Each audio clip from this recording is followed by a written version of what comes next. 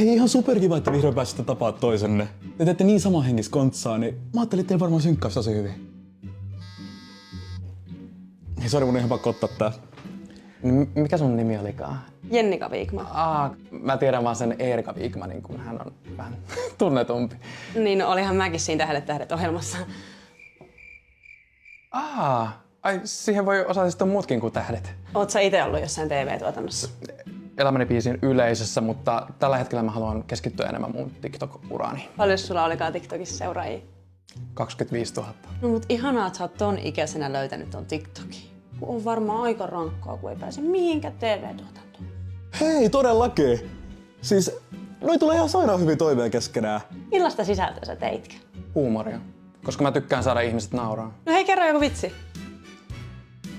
No, mitä tapahtuu, kun virtahepo juoksee sähköaitaa?